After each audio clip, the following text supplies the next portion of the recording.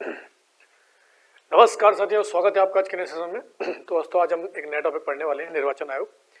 तो लगभग हमारा सिलेबस कंप्लीट हो गया है। मतलब अगर संवैधानिक संस्थाएं कुछ बची हुई हैं, जैसे निर्वाचन आयोग हो गया, संघ लोक सेवा आयोग हो गया, लगभग 80% हमारा सिलेबस पूरा कंप्लीट हो चुका है। पॉलिटी हम पूरी खत्म कर चुके हैं, कहीं ज़्यादा भटकने की जरूरत नहीं है, केवल इनको देखते रहो। सारी पॉलिटी एक एक पॉइंट यहीं से पूछा जाएगा, ठीक है। ध्यान रखना, ज़्यादा नहीं दिमाग लगा रहे हैं, ज़्यादा पढ़ रहे हैं, ज़्यादा टाइम वेस्ट कर रहे हैं तो टाइम वेस्ट नहीं करना है। जब भी पढ़ना हो 2-3 बार वीडियो देख लो, खत्म करो इसको, ठीक है। तो लगातार देखते रहो। तो आज हम पढ़ने वाले हैं किसके बारे में? निर्वाचन आयोग के बारे में पढ़ने वाले हैं। निर्वाचन आयोग क्या है, किस प्रकार से इसकी संरचना है, तो जल्दी से बात करते हैं। निर्वाचन आयोग क्या है कि एक स्थायी और स्वतंत्र निकाय है। निर्वाचन आयोग एक स्थायी संस्था से भंग नहीं किया जा सकता, इसको ध्यान रखना है, ठीक है। स्थायी निकाय है ये, पहला पॉइंट तो ये है। और किस आर्टिकल में आता है? तो आर्टिकल 324 में आता है, इसको ध्यान रखेंगे। आर्टिकल 324 में इसके बारे में लिख दिया है। राज्यों के लिए देखो, ध्यान रखना कि इसका काम क्या होता है निर्वाचन आयोग का, कि ये इलेक्शन कराता है। किसे कराता है? आपका संसद का इलेक्शन कराता है, आपका विधानमंडल का इलेक्शन कराता है, आपका प्रेसिडेंट राष्ट्रपति हो गया, ठीक है, प्रेसिडेंट का, उपराष्ट्रपति का कराता है ये इलेक्शन। तो ये चुनाव कराता है। लेकिन क्या ये पंचायतों और निगम चुनाव कराता है? तो बिल्कुल नहीं, ये पंचायतों के और निगमों के चुनाव नहीं कराता है। तो इस चीज को ध्यान रखेंगे कि पंचायतों के चुनाव कौन कराता है? राज्य निर्वाचन आयोग कराता है, ना कि आपका चीफ इलेक्शन कमीशन, ठीक है, ये नहीं कराता है। आगे स्वतंत्रता के बारे में बात करते हैं। तो स्वतंत्रता किस प्रकार से इनको दी जाती है? तो सुप्रीम कोर्ट के जो न्यायाधीश है उन्हें किस प्रकार से हटाया जाता है? तो जैसे सुप्रीम कोर्ट के न्यायाधीश हैं उसी प्रकार से आपका चीफ इलेक्शन कमीशन को हटाया जाता है। कैसे? सुप्रीम कोर्ट के न्यायाधीश को कैसे हटाया जाता है कि राज्यसभा सदस्य होने चाहिए और लोकसभा सदस्य, वो अगर प्रस्ताव डालते हैं तो उसके बाद समिति बनती है, पूरा हम पीछे पड़ चुके हैं। तो उसका ध्यान रखना कि सुप्रीम कोर्ट के न्यायाधीश के द्वारा इसको हटाया जाता है। दूसरा क्या है कि राष्ट्रपति के प्रसाद पर्यंत नहीं होता है। अच्छा, राष्ट्रपति के प्रसाद पर्यंत जैसे कौन होता है? राज्यपाल। तो राज्यपाल को किसी भी समय कभी भी हटाया जा सकता है, ठीक है। लेकिन निर्वाचन आयोग का कार्यकाल की सुरक्षा प्राप्त है, इसको नहीं हटाया जा सकता है। तो इस चीज को ध्यान रखेंगे कि राष्ट्रपति के प्रसाद पर्यंत नहीं होता है। तीसरा है कि अन्य आयुक्तों और प्रादेशिक आयुक्तों को अगर हटाना है आपको तो किसके? Chief election commission. Chief election commission का मतलब क्या होता है कि मुख्य निर्वाचन आयुक्त। अगर आपको जो आयुक्त हैं, अन्य आयुक्त हैं और प्रादेशिक आयुक्त हैं, अगर उनको हटाना है तो आपको चीफ इलेक्शन कमिश्नर जो है उनकी सलाह लेनी ही पड़ेगी, उनकी सलाह अनिवार्य है। अब उनकी सलाह के बिना आप उन्हें नहीं हटा सकते हैं।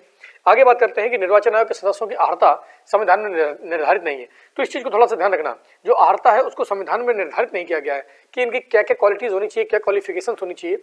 मतलब ये है कि बढ़िया जैसे आयुक्त वगैरह होते हैं, सिविल सर्वेंट भी बना दिए जाते हैं। तो इसमें संविधान में इस चीज का कोई उल्लेख नहीं दिया है कि इनकी अर्हता। एग्जाम में क्वेश्चन बना देते हैं, बहुत अच्छे एग्जामों में डीपली क्वेश्चन डाल देते हैं कि जो चीफ इलेक्शन कमीशन है, जो आपका निर्वाचन आयोग है, तो निर्वाचन आयोग के जो आयुक्त होते हैं वगैरह, उनकी किसके बारे में दिया गया है? अर्हताओं के बारे में संविधान में दिया गया है? तो बिल्कुल नहीं दिया गया, इस चीज को ध्यान रखेंगे। दूसरा कि संविधान में निर्वाचन आयोग के सदस्यों की पदावधि उल्लेखित नहीं है। देखो, संविधान में ये नहीं बताया गया कि इनको कितने समय के लिए रखा जाए, कितने समय के लिए रखा जाएगा, कितने समय के लिए नहीं रखा जाएगा। लेकिन ये है कि 65 साल इनका एक टेन्योर होता है कि 65 साल, कितना 65 साल तक का इनका टाइम लाइन होता है कि 65 साल से ज्यादा नहीं होना चाहिए। आगे बात करते हैं क्या सेवानिवृत्ति के बाद दूसरी बार नियुक्त हो सकते हैं? तो बिल्कुल, एक बार सेवानिवृत्त होने के बाद इन्हें दूसरी बार नियुक्ति मिल सकती है। तो इसको ध्यान रखेंगे कि दूसरी बार इन्हें नियुक्ति मिल जाती है। आगे हम बात करते हैं संरचना की, कि संरचना में निर्वाचन की संरचना किस प्रकार से हुई, कैसे शुरुआत हुई।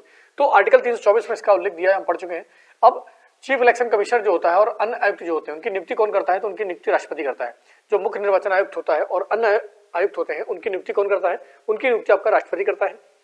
राष्ट्रपति जो है मुख्य आयुक्त की सलाह पर ही प्रादेशिक आयुक्तों की नियुक्ति करता है। अच्छा, इसमें मुख्य आयुक्त की सलाह लेना जरूरी है, तो राष्ट्रपति ही नियुक्त करेगा, लेकिन किसकी सलाह पर? जो मुख्य आयुक्त है, जो चीफ इलेक्शन कमिश्नर है, उसकी सलाह पर ही प्रादेशिक आयुक्तों की नियुक्ति करता है। आगे की सेवा शर्तें किस पर निर्धारित होती हैं? तो ये सेवा शर्तें राष्ट्रपति निर्धारित करता है चीफ इलेक्शन कमीशन की, ठीक है। तो चीफ इलेक्शन कमिश्नर डायरेक्ट राष्ट्रपति के अंडर में आता है, इस चीज को ध्यान रखना। तो सेवा और शर्तें कौन निर्धारित करेगा? तो राष्ट्रपति करेगा। आगे बात करते हैं कि ये किस तरह से इसकी संरचना हुई, क्या क्या शुरुआत में हुआ, क्या नहीं हुआ, कितने सदस्यीय निकाय था।